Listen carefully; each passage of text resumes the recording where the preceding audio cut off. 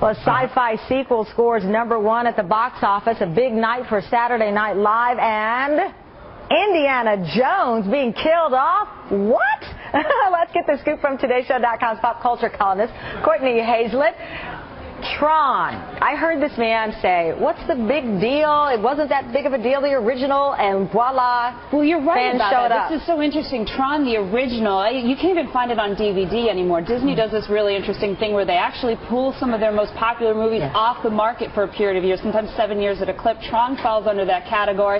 The remake starring Jeff Bridges out in theaters this past weekend, raked in $43.6 million. So what's the big deal? The big deal is everybody wanted to see this. And historically, Tamron, this is a very slow weekend at the box office, too, because people are trying to catch up on their holiday shopping. They've got a list as long as their arm of things that they have to do. But this weekend, they made a point of seeing Tron. #2 was Yogi Bear, which made $16.7 million. And Justin Timberlake is the voice of Boo Boo in that, which I didn't know till the other day. That's right. Justin Timberlake and Dan Aykroyd in that one. All right. Big night, SNL. Also, big night for SNL, as you just said, mostly because of, not just because of their host, which was Jeff Bridges, who was in Tron, but their musical guest. That being Lil Wayne and Eminem. They both performed together.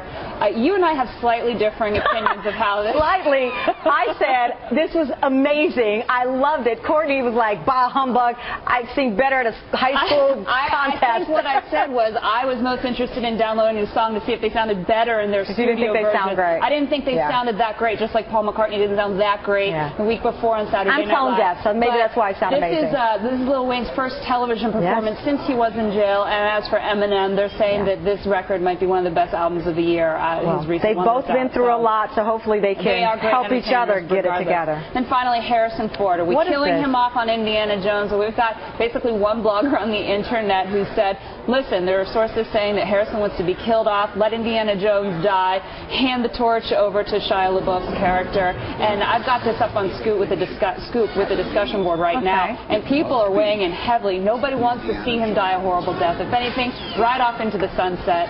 But the 5th Indiana Jones movie, it's in the development stages of its script right now. So now would be the time to make some big changes if that's what they want to do. And the last movie had a pretty tepid response at best.